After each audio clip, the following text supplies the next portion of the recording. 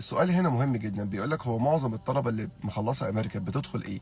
هو مش موضوع معظم، موضوع ان كل طلبه الامريكان مفتوح لها كل الكليات الحكوميه والكليات الخاصه والكليات الاهليه.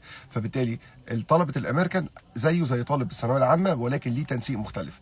وبالتالي حضرتك ممكن تلاقي وانت في كليه هندسه حكومه او كليه طب، هتلاقي في نسبه من الطلبه عندك هتلاقيهم امريكان، وفي نسبه منهم اي جي سيستم وهكذا.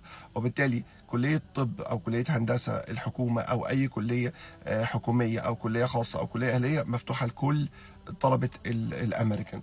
طيب معظمهم بيدخلوا ايه؟ معظمهم عشان موضوع اللايف ستايل، وابنك اوريدي طول عمره في مدارس امريكان او الكلام دوت، فهو عاده معظم اولياء الامور حتى لو ابنه بيكون جايب سكور محترم ويخش بيه جامعات حكوميه، عاده بيخشوا الجامعات الخاصه.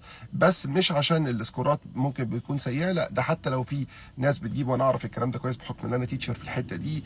فبالتالي معظم الطلبه اللي حتى لما بيجيبوا سكورات محترمه يدخلهم كليات حكومه، هم بيفضلوا التعليم الخاص، بحكم ان فيه طبعا فرايتي بتبقى احسن، وبيبقى لايف ستايل مختلف عن الجامعات الحكوميه. ولكن اوفر ان اول كطلبه امريكان مفتوح لها كل الكليات. معظم طلبه الامريكان بيدخلوا ايه؟ بيدخلوا جامعات خاصه او جامعات اهليه. خلاص. وبالتالي ده ردي على السؤال دوت. ولو حضراتكم حابين اي سؤال او اي استفسار، ممكن حضرتك تبعت لي في اي كومنت وانا هرد عليه دايركتلي بفيديو، لو انا فعلا حسيت ان فعلا الاجابه لازم تتعمل بفيديو. اشوفكم دايما على خير باذن الله. شكرا لكم.